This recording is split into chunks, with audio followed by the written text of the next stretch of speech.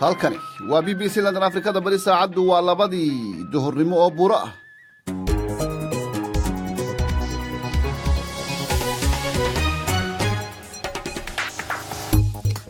kulanti wanaagsan idilkiin baa khiyaartana dhegaysanaysaa meel kastoo aad caalamka ku sugan tihiinba waa maalin sabtiga bisha Febraayo waa 10 sanadka 2018 qodobada aanu barnaamijka idinku haynana waxaa ka mid ah Israa'iil oo diyaarad dagaal lagaga soo riday Syria markii ay duqaysay labada hogaamiye ee labada Kuuriya oo laga yaabo inay shir madaxeed sare ku yeeshaan Pyongyang. waxa kale oo aanu idiin haynaa magaalada Buulebardo oo dad caruuri ku jirto ugu dhinteen xanuunka biyo-shuboodka.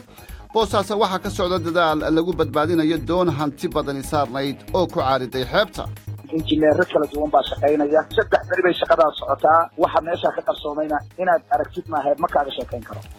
wararkii cayaaraha iyo qodobo kale ayaad ku maqli doontaan barnaamijkeena duhurnimo oo uu soo saaray Cabdinuur Sheekh Maxamed Isaxaaq anigoo ah Cabdixaafi Daawir Ismaaciil aan idila socodsiinaya haddii ilaahay idmo. halkani waa London.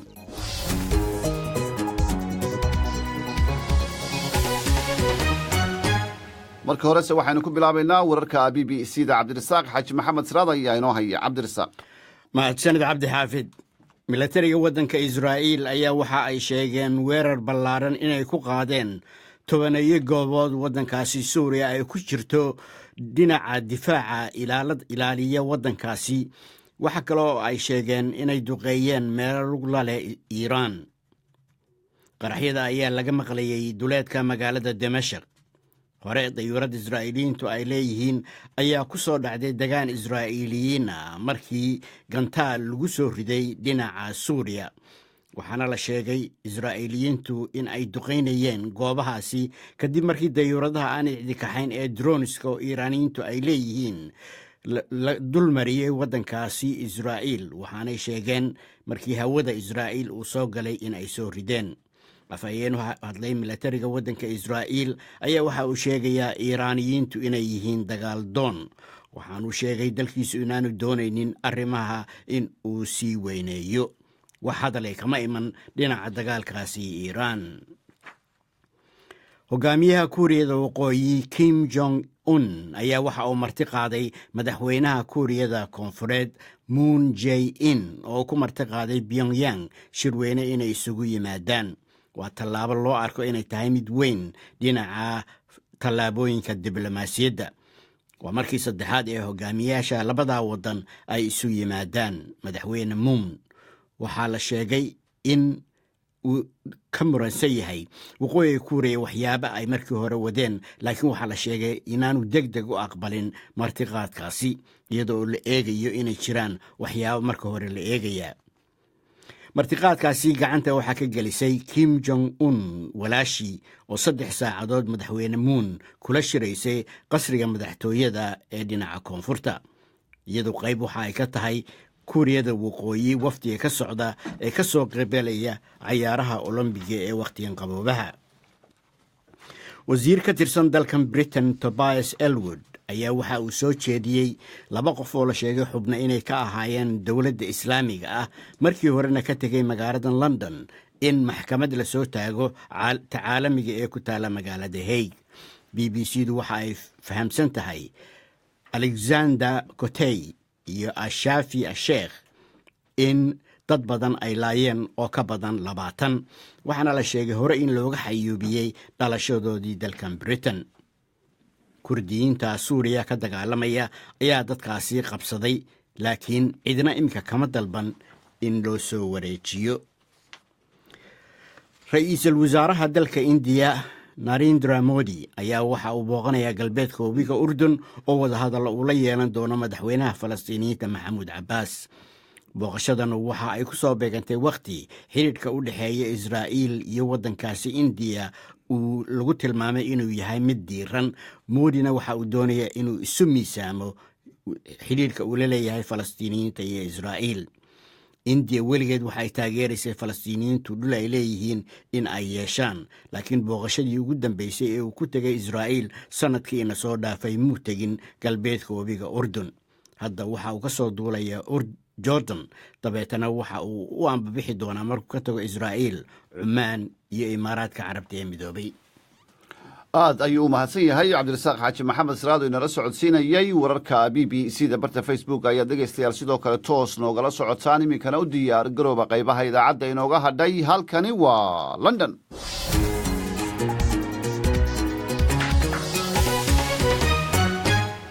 wararka soomaalidu way inoo soo socdaana israa'iil waxay sheegtay in diyaarad kuwa dagaalka ah oo nooceedu yahay F-16 ay ku burburto ee ay ku dhacday gudaha israa'iil. israa'iil waxay sheegatay inay weerartay bartilmaamyo militari oo Siiriya ku yaalla oo ay ku jireen kuwa Iiraan leedahay. Siiriyana waxa ay sheegatay inay la heshay gantaalaha lidka diyaaradaha oo ay soo riday diyaaradda Israa'iil oo gashay hawada Siiriya. wararkii ugu dambeeyey waxaa inooga warramaya cabdinuur sheekh maxamed isaxaaq. sida militariga Israa'iil uu sheegay, diyaarad kuwa dagaalka ah oo F-16 ayaa burburtay iyada oo gantaal nooca lidka diyaaradaha Suuriya lagala helay kadib markii diyaaraddaasi ay ka fulinaysay weerarro bartilmaameedyo Iiraan ay ku leedahay gudaha waddanka Suuriya. Israa'iil waxaa kaloo ay sheegtay in diyaaraddaasi ay ka jawaabaysay diyaarado aan cidina wadinin oo Iiraan leedahay oo u jooga gudaha waddanka Suuriya oo soo galay bay tiri hawada Israa'iil. Israa'iil waxa ay sheegtay in duqayntaasi ay la eegsatay bartilmaameedyo kala duwan oo Suuriya ku yaalla, waxaana la arkayay dab iyo qiiq ka baxayaa la yidhi miyi aan sidaas uga fogeyn caasimadda Dimashq. ciidamada Suuriya ayaa gantaal kuwa lidka diyaaradaha waxa ay la heshay diyaaraddaasi Israa'iil ay leedahay, dabeetana diyaaraddii oo qiiq ka baxayo ayaa la arkayay iyada oo ku sii dhacaysa gudaha Israa'iil, falkaasoo Suuriya ay ku tilmaantay daandaansi. qoraal ka soo baxay militariga Israa'iil ayaa lagu sheegay diyaarad nooceedu yahay kuwa qumaatiga u kaca ah oo Israa'iil ay leedahay in ay hor istaagtay kuwo ay soo direen Iiraan oo aan ahayn kuwa duuliyaha leh, waxaana warkaasi Israa'iil ay soo saartay ay ku sheegeen durba in laga hortagay arrintaas. hase ahaatee Iiraan waxay sheegtay Suuriya wax ciidamaha ka jooga inaanay jirin ay u dirtay waddankaasi un la taliyayaal gacan siinaya ciidamada qalabka sida ee Suuriya oo ay tiri way isaga filan yihiin difaaca dalkooda. aad ayuu u mahadsan yahay cabdinuur sheekh maxamed isaxaaq oo warbixintaasi nala socodsiinayay. asxaabta facebooka qaar ka mid a ayaa ra'yigooda ka soo dhiibtay. mawliid maxamed samatar hargeysa ayuu joogaa. waxa aanu leeyahay waa weerar gardarro ah, waan soo dhoweynayaa in Israa'iil diyaarad laga soo rido ayuu yidhi, sababta oo ah iyadaa weerar sharci darro ah ku qaaday gudaha Siiriya. Israa'iil waa gardarro garab og. halka Jamaal Cariif uu yidhi waxay la tahay in Siiriya ay noqotay meel ay ku hirdamaan dalal loolan awoodeed isu muujinaya, Maraykanka, Ruushka, Israa'iil, Iiraan, Turkiga, waxaana halkaasi ku baaba'aya ayuu yidhi dalka iyo dadka Suuriya. liibaan maxamed shirwac muqdisho ayuu joogaa. waxa uu leeyahay Israa'iil iyada ayaa weerartay gudaha Siiriya, taas oo ah daandaansi, sidaa daraaddeed waa sax in Israa'iil diyaarad laga soo rido. qaar ka mid a asxaabta Facebook ayay kuwaasi ahaayeen. halkani waa London. qodobada kale inoo soo socda dhegeystayaal waxaa ka mid a magaalada Boosaaso oo dhowrkii maalmood ee lasoo dhaafay uu ka socday dadaalo lagu badbaadinayo doon ku caariday xeebta oo siday alaabo badan oo ay dad raydi leeyihiin, balse hogaamiyaha Kuuriyada Waqooyi Kim Jong-un ayaa madaxweynaha Kuuriyada Koonfureed Moon Jae-in ku casuumay shir ka dhacaya magaalada Pyongyang. kulankan ayaa noqon doona kulan diblomaasiyadeed oo aad u weyn oo ah shir madaxeed sare oo ay yeeshaan labadaasi midkii ugu sarreeyey. casuumadan waxaa u geysay oo gacanta ka saartay madaxweyne Moon gabadha la dhalatay hogaamiyaha Kuuriyada Waqooyi Kim Jong-un oo shir qaatay 3 saacadood la yeelatay. Kim Kyong waa afhayeen dowladda Kuuriyada Koonfureed u hadasha. 김여정 특사는 김정은 국무위원장의 남북관계 개선 의지를 담은 ergeyga gaarka ee Kim Yo Jong ayaa waxa ay gudbisay warqad ay ka siday Kim Jong Un oo ah guddoomiyaha guddiga qaran ee arrimaha dibadda. warqadaas oo ay ku qornayd sida ay uga go'an tahay inuu ku horumariyo xiriirka labada Kuuriya. kadibna waxay afka ka sheegtay martiqaad uu guddoomiyaha Kim Jong Un u gudbiyey madaxweynaha Kuuriyada Koonfureed inuu ku soo booqdo Pyongyang xilliga ugu habboon, isagoo yidhi waxaan rajaynayaa inaan la kulmo madaxweyne Moon Jae-in xilli kasta ugu dhow. mar uu umuurtaasi ka jawaabayay madaxweyne Moon ayaa waxa uu sheegay inuu isku dayi doono inuu arrintaasi meel mariyo, isagoo abuuri doona fursadaha ay arrintaasi ku dhici karto mustaqbalka. 성사시켜 나가자는 뜻을 밝히셨습니다. hadalkaasina waxa uu u dambeeyey afhaweenka dowladda kuuriyada koonfureed ee magaalada buulo burde waxaa ku dhintay dad ay carruur ku jirto xanuunka shuban biyoodka goordhow ayaad maqli doontaan balse magaalada boosaaso waxaa dhowrkii maalmood ee lasoo dhaafay ee ka socday dadaalo lagu badbaadinayo doon weyn oo hanti badan saaran tahay oo ku caariday meel aan wax badan u jirin xeebta magaalada waxaana sida ganacsatada ay u raran tahay ay sheegeen inay doontu sito badeecooyin lagu qiyaasay 9 milyan oo dollar haddaba howlaha badbaadinta doonta iyo hantida saaran waxaa horkacaya sheekh fu'aad maxamuud xaaji oo uga waramay wariye axmed cawil jaamac shacada ay qabteen ilaa iyo iminka waxaan dhisaynaa deked macmil ah oo doonta lagu gaaro masaafo fiican oo adigu 200 iyo ziyaada ah ayaanu badda galnay hadda doonta masaafo meel in aad u yar baa nooga dhiman laakiin waa intii moolka ahayd oo adkayd iyadana si fiican bay noogu socotaa injineero kala duwan baa shaqaynaya 3 beri bay shaqadaa socotaa waxa meesha ka qarsoomayna inaad aragtid maahayd ma kaaga sheekayn karo meeshu markii hore meel goday ahayd markii hore wada loo maraan jabinay kadacdina waxaanu bilownay inaanu meesha buuxino markastoo aan duruqnana waxa weeye kor baan u kacaynaa fallarka meesha hadda aan dhisayno markii hore 12 mitir bay ahayd hadeer ilaa 14 baan sii gaarsiinaynaa markastoo aan doonta usii dhawaanana waa sii ballaarinaynaa ilaa markaan doonta tagno 40 mitir meelahaas insha allahu tacaala ay noqon doontaa 200 iyo ziyaado mitir baanu hadda badda galnay waxaan isleenahay hadda doontu intay idiin jirto 50 mitir kama badna maalihii ugu dambeysay dhinacyada kala duwan oo weliba ganacsatada ay ka mid tahay eeda ayay u jeedinayeen dowladuna way isdifaacaysa marka eedihii la isku jeedinaya yaa qaatay sideeda doontan waa soo caariday eeda yaa iska lahaa waxba hadda ina tari mayso waxayna taraya meeshan 9 milyan lacag oo dollar oo ku dhow baa saaran oo ummadu leedahay oo sida lagu tabay ilaahay og yahay anigu runtii fuaad ahaan qaado inama saarna laakiin waxa weeye mas'uuliyad nin odaya oo dadkiisa dhex joogaanahay waxaan ku khasbanahay inaan ka qayb qaato marka eedu macna ma samaynayso dowladeeni weeye ganacsadeeni weeye waxa muhiim ah in shaqada la qabto haddii eed iyo weerar iyo warcus ay noqoto waxaan soo kordhinayna ma jirto aniga shaqadaan aan hawshiisa iyo badbaadaysa aniga gudoomiye ka ah oo shaqada wada aniga cid dowladda ah oo runtii hawsha aan u baahdo ila qaban ma hayo gudoomiye gobolka nala shaqeynaya tuqiida nala shaqeynaya saraakiisha ciidanka nala shaqeynaysa madaxweynuhu waa maqlaya madaxweyne ku-xigeenka nala shaqeynaya marka runtii aniga wax problem ah ma ogeyn hadalkaasina waxaa u dambeeyey sheekh fu'aad maxamuud xaaji oo u waramayay wariye axmed cawil jaamac degmada buulo barde ee gobolka hiiraan ee soomaaliya waxaa ka dilaacay shuban biyood ba'an oo dadna ku dhintay dad kalena uu badanaa u soo ritay gudoomiyaha buulo burde cabdi daahir gure ayaa wariyaha b b c da ibraahim maxamed aadan uga waramay shuban biyoodka 7kii bishii Janaayo ayaa xanuunka ugu badan bilowday ilaa haddana maalmo kala duwan baa dhimashada dhacaysa magaalada dibaddeedana way ka yimaadeen hal qoys oo magaalada dibaddeeda ilaa 4 qofood ayaa dhimatay magaalada dibaddeeda u badan yihiin laakiin magaalada gudaheedana hadda maalmahan dambe ilaa 2 qof oo dhalinyaro ah xitaa rag dhalinyaro ah oo magaalada magaalada ugu taqana ka muuqatay ayaa kamid ah marka xanuunkaas uu soo laalaabtay sanad walbana mar buu dhacaa inta badan hadda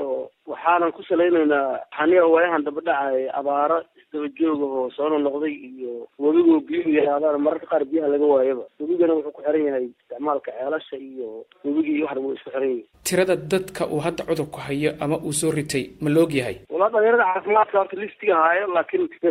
shubangeedku maalintiiba 4-5 qof uu soo ridaya marka lama xisaabi karo in mar tuturkaas sameeyo oo qorshaha ka sameeyo laakiin hadda tirada uu soo ritay 3 qofood way dhimatay ilaa 120 qofood camal hadda waa ka kaceen oo way shaqo tageen waa la daawiyay adeeg caafimaad oo hadda dadka ku xisaabi karaan kama jiro buulo barde MCAD ayaa ka jiro carruurta dhallaanka iyo hooyada iyo sida emergency-ga ka shaqeeyo MCAD ayaa ka jira isbitaalka dowladda gacanta ku hayso wasaaradda caafimaadka gacanta ku haysaana ma ka jira degmada buulo barde hadalkaasina waxaa uu dambeeyey gudoomiyaha buulo burde cabdi daahir guure waxa uu waramayay wariyaha b b c da ibraahim maxamed aadan barnaamijkii duhurnimo ayaa toos u dhagaysanaysaan barta internetkana toos ayaad noogala socotaan wararkii cayaaraha ayaa inoo soo socda balse baafinta maanta waxaa si wada jira istuudiyaha b b c da ee magaalada nairobi idinkaga soo tabinaya anigoo ah cabdiqaadir yuusuf cali iyo samiira cabdulaahi jaamac samiira mahadsanid cabdiqaadir baafinta ugu horeysana maanta waxa ay naga soo gaartay muno ibraahim cali oo joogta ardis ababa waxa ay baafinaysaa ibraahim cali oo markii ugu wardambeysay joogay magaalada jidda ee dalka sacuudiga sanadii 2005 haddaba haddii uuna maqlaya ibraahim cali amaba ay jirto cid garanaysa fadlan warkiisa ha la gaarsiiye muno ibraahim cali iyadoo wixii wara loo sii mari kara xafiiska baafinta bisha cas ee ku leedahay magaalada jigjiga ama telefoonka nambarkiisu yahay eber 9 1 1 6 9 5 9 eber 1 maxamuud axmed geedi oo jooga xerada qaxootiga ee buuraamino waxa uu baafinayaa fardowse maxamed yuusuf waxaa ugu wardambaysay iyadoo ku sugan magaalada qabri bayax sanadii 2002 haddaba haddii ayna maqlayso fardowse maxamed yuusuf amaba ay jirto cid garanaysa fadlan warkeeda ha la gaarsiiyo maxamuud axmed geedi iyadoo wixii waraa loo sii marin karo xafiiska baafinta bisha cas ee ku leedahay xerada qaxootiga ee buuraamino. faadumo axmed nuur oo joogta xerada qaxootiga ee shadheer waxa ay baafinaysaa yaasmiin maxamed cali oo markii ugu wardambaysay ku sugneed magaalada sanca ee dalka yemen sanadii 2008 haddaba haddii ayna maqlayso yaasmiin maxamed cali amaba ay jirto cid garanaysa fadlan warkeeda ha la gaarsiiyo faadumo axmed nuur iyadoo wixii wara loo sii marin kara xafiiska baafinta bisha cas ee ku leedahay xerada qaxootiga ee shadheer amaba telefoonka nambarkiisu yahay 251962727318. mawliid qadar ciise oo jooga xerada qaxootiga ee shadheerna waxa uu baafinayaa ruqiya maxamed jaamac waxaa ugu wardambaysay iyadoo ku sugan magaalada tripoli ee dalka libiya sanadii 2010 haddaba haddii ayna maqlayso ruqiya maxamed jaamac amaba ay jirto cid garanaysa fadlan warkeeda ha la gaarsiiyo mawliid qadar ciise iyadoo wixii waraa loo sii marin karo xafiiska baafinta bisha cas ee ku leedahay xerada qaxootiga ee shadheer. ubax daahir xasan oo joogta xerada qaxootiga aw bare waxa ay baafinaysaa qatre ciiraan faarax oo markii ugu wardambaysay ku sugneed caabud waaq sanadii 2007 haddaba haddii ayna maqlayso qatre ciiraan faarax amaba ay jirto cid garanaysa fadlan warkeeda ha la gaarsiiyo ubax daahir xasan iyadoo wixii wara loo sii marin kara xafiiska baafinta bisha cas ee ku leedahay xerada qaxootiga aw bare amaba telefoonka nambarkiisu yahay 251963861656. faadumo jaamac cismaan oo joogta xerada qaxootiga ee shadheerna waxa ay baafinaysaa dadka kale ah yuusuf maxamed cismaan iyo cabdisalaan maxamed maxamed waxaa ugu wardambaysay iyagoo ku sugan dalka libiya sanadii 2006 haddaba haddii ayna maqlayaan yuusuf iyo cabdisalaan amaba ay jirto cid garanaysa fadlan warkooda ha la gaarsiiyo faadumo jaamac cismaan iyadoo wixii waraa loo sii marin karo xafiiska baafinta bisha cas ee ku leedahay xerada qaxootiga ee shadheer. ubax daahir xasan oo joogta xerada qaxootiga aw bare waxa ay baafinaysaa maxamed daahir xasan oo markii ugu wardambaysay ku sugnaa magaalada ardis ababa ee dalka Itoobiya sanadii 2014 haddaba haddii uuna maqlay maxamed daahir xasan amaba ay jirto cid garanaysa fadlan warkiisa ha la gaarsiiyo ubax daahir xasan iyadoo wixii wara loo sii marin kara xafiiska baafinta bisha cas ee ku leedahay xerada qaxootiga ee aw bare amaba telefoonka nambarkiisu yahay 2592935948. faarax cabdi nuur oo jooga dalka Itoobiya waxa uu baafinayaa maxamed xasan riyoole waxaa ugu wardambaysay isagoo ku sugan magaalada muqdisho sanadii 2000 haddaba haddii uuna maqlayo maxamed xasan riyoole amaba ay jirto cid garanaysa fadlan warkiisa la gaarsiiyo faarax cabdi nuur iyadoo wixii waraa loo sii marin karo xafiiska baafinta bisha cas ee ku leedahay dalka Itoobiya.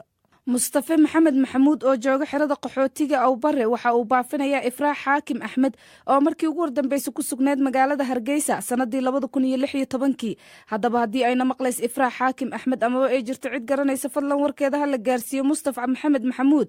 iyadoo wixii wara loo sii marin kara xafiiska baafinta bisha cas ee ku leedahay xerada qaxootiga ee aw bare amaba telefoonka nambarkiisu yahay 2526423447. sheekh cumar maxamed muuse oo jooga xerada qaxootiga ee shadheerna waxa uu baafinayaa raxmo muxiyadiin waa suge waxaa ugu wardambaysay iyadoo ku sugan magaalada tripoli ee dalka libiya sanadii 2011 haddaba haddii ayna maqlayso raxmo muxiyadiin waa suge amaba ay jirto cid garanaysa fadlan warkeeda ha la gaarsiiyo sheekh cumar maxamed muuse iyadoo wixii waraa loo sii marin karo xafiiska baafinta bisha cas ee ku leedahay xerada qaxootiga ee shadheer. maka cabdi cali oo joogta xerada qaxootiga ee aw bare waxa ay baafinaysaa ruun cabdi cali oo markii ugu wardambaysay ku sugneed magaalada muqdisho sanadii 2007 haddaba haddii ayna maqlayso ruun cabdi cali amaba ay jirto cid garanaysa fadlan warkeeda ha la gaarsiiyo maka cabdi cali iyadoo wixii wara loo sii marin kara xafiiska baafinta bisha cas ee ku leedahay xerada qaxootiga ee aw bare amaba telefoonka nambarkiisu yahay 2519389356. sawda isaaq maxamed oo joogta dalka yemenna waxa ay baafinaysaa maxamed isaaq maxamed waxaana ugu wardambaysay isagoo ku sugan magaalada muqdisho sanadii 2003 haddaba haddii uuna maqlayo maxamed isaaq maxamed amaba ay jirto cid garanaysa fadlan warkiisa la gaarsiiyo sawda isaaq maxamed iyadoo wixii waraa loo sii marin karo xafiiska baafinta bisha cas ee ku leedahay dalka yemen. cabdi yaxye xeyle oo jooga xerada qaxootiga ee aw bare waxa uu baafinayaa faadumo cabdi yaxye oo markii ugu wardambaysay ku sugneed dalka jabuuti sanadii 2004 haddaba haddii ayna maqlayso faadumo cabdi yaxye amaba ay jirto cid garanaysa fadlan warkeeda ha la gaarsiiyo cabdi yaxye xeyle iyadoo wixii wara loo sii marin kara xafiiska baafinta bisha cas ee ku leedahay xerada qaxootiga ee aw bare amaba telefoonka nambarkiisu yahay 2519325887. cali maxamuud cabuud oo jooga dalka yemenna waxa uu baafinayaa faadumo xaaji axmed waxaa ugu wardambaysay iyadoo ku sugan beled xaawo soomaaliya sannaddii 2005 haddaba haddii ayna maqlayso faadumo xaaji axmed amabay jirto cid garanaysa fadlan warkeeda ha la gaarsiiyo cali maxamuud cabuud iyadoo wixii waraa loo sii marin karo xafiiska baafinta bisha cas ee ku leedahay dalka yemen. cabdi bedel cumar oo jooga xerada qaxootiga aw bare waxa uu baafinayaa xamdi axmed bedel oo markii ugu wardambeysay ku sugneed magaalada jidda ee dalka sacuudiga sanadii 2007 haddaba haddii ayna maqlayso xamdi axmed bedel amaba ay jirto cid garanaysa fadlan warkeeda ha la gaarsiiyey axmed bedel cumar iyadoo wixii wara loo sii marin karaa xafiiska baafinta bisha cas ee ku leedahay xerada qaxootiga ee aw bare amaba telefoonka nambarkiisu yahay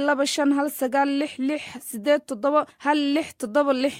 abuubakar cabdiraabo cabdow oo jooga dalka yemen waxa uu baafinayaa zakariya cabdulle maxamed waxaa ugu wardambaysay isagoo ku sugan xudur soomaaliya sannaddii 2008 haddaba haddii uuna maqlayo zakariya cabdulle maxamed amabay jirto cid garanaysa fadlan warkiisa ha la gaarsiiyo abuubakar cabdiraabo cabdow iyadoo wixii waraa loo sii marin karo xafiiska baafinta bisha cas ee ku leedahay dalka yemen. faarax cali aadan oo jooga xerada qaxootiga ee aw bare waxa uu baafinayaa shukri cali aadan oo markii ugu wardambeysay ku sugneed magaalada muqdisho sanadii 1990 haddaba haddii ayna maqlayso shukri cali aadan amaba ay jirto cid garanaysa fadlan warkeeda ha la gaarsiiyo faarax cali aadan iyadoo wixii wara loo sii marin kara xafiiska baafinta bisha cas ee ku leedahay xerada qaxootiga ee aw bare amaba telefoonka nambarkiisu yahay 2519 axmed cabdi cali oo jooga dalka yemenna waxa uu baafinayaa maxamed cabdi cali waxaana ugu wardambaysay isagoo ku sugan gudaha dalka soomaaliya sannaddii 2011 haddaba haddii uuna maqlayo maxamed cabdi cali amabay jirto cid garanaysa fadlan warkiisa ha la gaarsiiyo axmed cabdi cali iyadoo wixii waraa loo sii marin karo xafiiska baafinta bisha cas ee ku leedahay dalka yemen.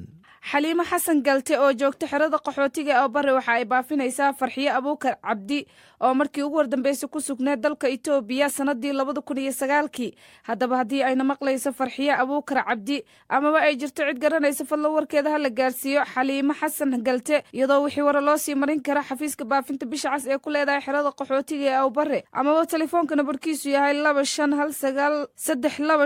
25 xasan maxamuud ibraahim oo jooga dalka yemenna waxa uu baafinayaa fahmo maxamuud ibraahim waxaana ugu wardambaysay iyadoo ku sugan magaalada addis ababa ee dalka Itoobiya sanadii 2004 haddaba haddii ayna maqlayso fahmo maxamed ibraahim amaba ay jirto cid garanaysa fadlan warkeeda ha la gaarsiiyo xasan maxamuud ibraahim iyadoo wixii waraa loo sii marin karo xafiiska baafinta bisha cas ee ku leedahay dalka yemen. deeqa maxamed dhuudhe oo joogta xerada qaxootiga oo bare waxa ay baafinaysaa mukhtaar maxamed dhuudhe oo markii ugu wardambeysay ku sugnaa dalkani Kenya sanadii 2003 haddaba haddii uuna maqlayo mukhtaar maxamed dhuudhe amaba ay jirto cid garanaysa fadlan warkiisa ha la gaarsiiyo deeqa maxamed dhuudhe iyadoo wixii wara loo sii marin kara xafiiska baafinta bisha cas ee ku leedahay xerada qaxootiga ee bare amaba telefoonka nambarkiisu yahay 2563541244. xaawo ibraahim sheekh oo joogta dalka yemenna waxa ay baafinaysaa qaasim maxamed shariif waxaa ugu wardambaysay isagoo ku sugan dalka jarmalka sannaddii 2011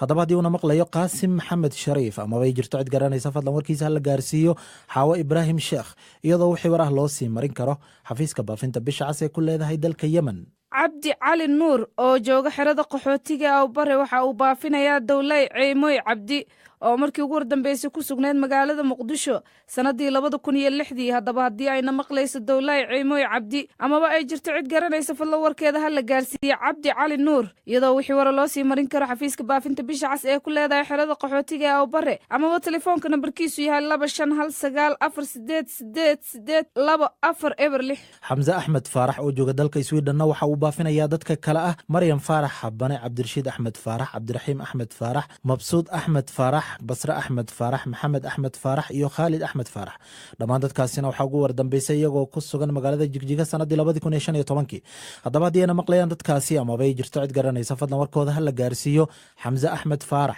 iyadoo wixii waraa loo sii marin karo xafiiska baafinta bisha cas ee ku leedahay dalka Sweden. deeqa maxamed yaasiin oo joogta xerada qaxootiga ee shadheer waxa ay baafinaysaa xasan maxamed yaasiin oo markii ugu wardambeysay ku sugnaa magaalada Boorama sanadii 2005 haddaba haddii uuna maqlayo xasan xasan maxamed yaasiin amaba ay jirto cid garanaysa fadlan warkiisa ha la gaarsiiye deeqa maxamed yaasiin iyadoo wixii wara loo sii marin kara xafiiska baafinta bisha cas ee ku leedahay xerada qaxootiga ee shaddheer. saare yuusuf xasan oo joogta dalka swidhenna waxa ay baafinaysaa dadka kale ah khadiijo maxamed nuux, mukhtaar faarax xasan, deeqa faarax xasan iyo asma faarax xasan. dhammaan dadkaasina waxaa ugu wardambeysay iyaga oo ku sugan dalka ethoobiya sanadii 2015. haddaba haddii maqlayaan dadkaasi amaba ay jirto cid garanaysa fadlan warkooda ha la gaarsiiyo saare yuusuf xasan iyadoo wixii waraa loo sii marin karo xafiiska baafinta bisha cas ee ku leedahay dalka sweden. cabdulaahi aadan dagaal oo jooga xerada qaxootiga ee buura aaminana waxa uu baafinayaa dadka kale ah axmed hud ow budul, hani ibraahim ow budul iyo xasan asad ow budul oo markii ugu wardambeysay ku sugnaayeen magaalada garoobe sanadii 2007.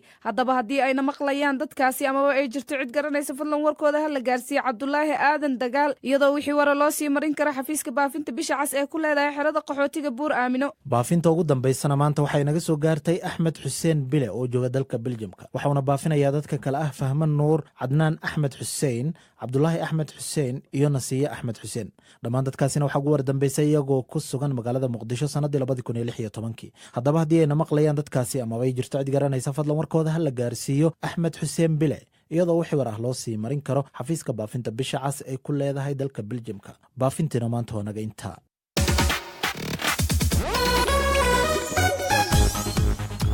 waa hagaaga dhegaystayaal wararka cayaarahana maanta saacaddu marka ay tahay afrikada bari 3 galabnimo waxaannu idiin soo tabin doonaa cayaarta kubadda cagta ee tooska ah ee horyaalka ingiriiska iyo kooxaha kale ee is arkaya. cabdirasaaq ayaa ila fadhiya stuudioga. Tottenham iyo Arsenal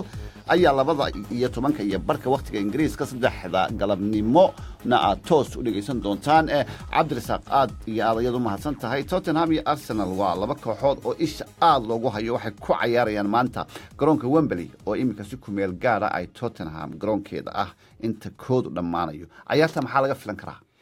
horta cayaartan waxa weeyaan Tottenham iyo Arsenal labaduba waa laba tiim oo waqooyiga magaalada London ku yaala. waa laba tiim oo dhinaca kubadda aad oran karayso colaadda ka dhaxaysa waxa ay tahay mid aad iyo aad u ballaaran. dadka taageera labadu waxa weeyaan maanta oo kale waxay u tahay cayaarka dambaysa sidii ay maalan u ciyaarayaan koob oo kale ayay u tahay. marka maadaama lagu ciyaarayo garoonka Wembley ee garoonka weyna, Arsenal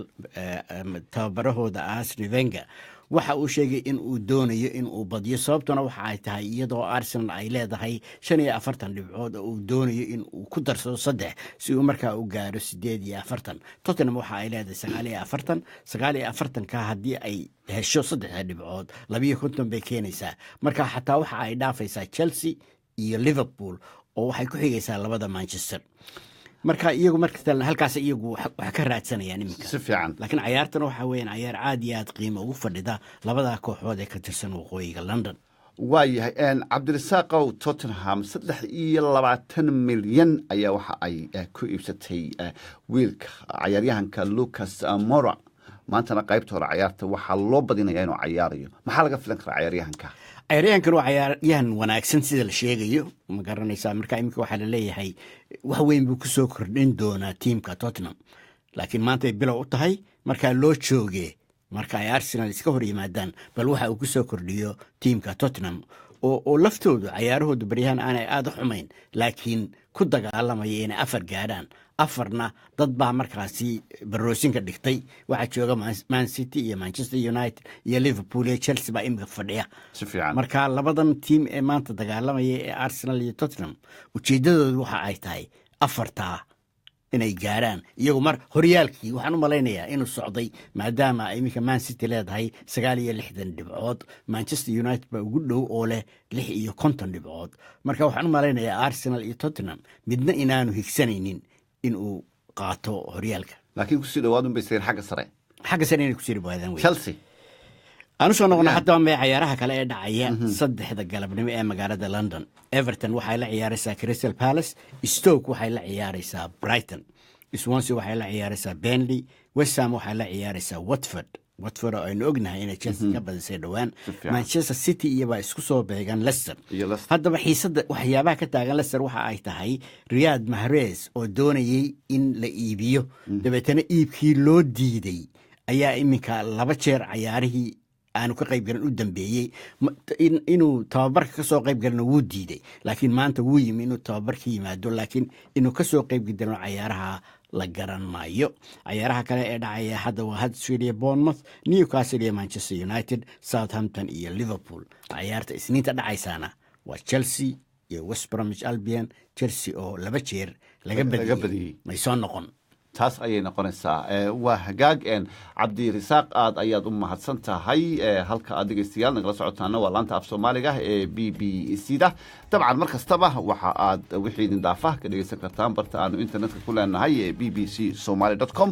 barta facebookana toos ayaad nogala socon kartaan oo aad fariimihiina noogu dhaafi kartaan waxaana dhici karta fariimaha aad noo dhaaftaan iyo ra'yigiina in aanu barnaamijyada kusoo qaadano sidii aan hore idinku sheegayna cayaarta maanta dhacaysa afrikada bari 3 galabnimo aan idin soo tabin doono waa Tottenham iyo Arsenal. Axmed Cabdinuur iyo Cabdirasaaq iyo Daysare ayaana idin diyaar ah sidaas iyo nabadgelyo.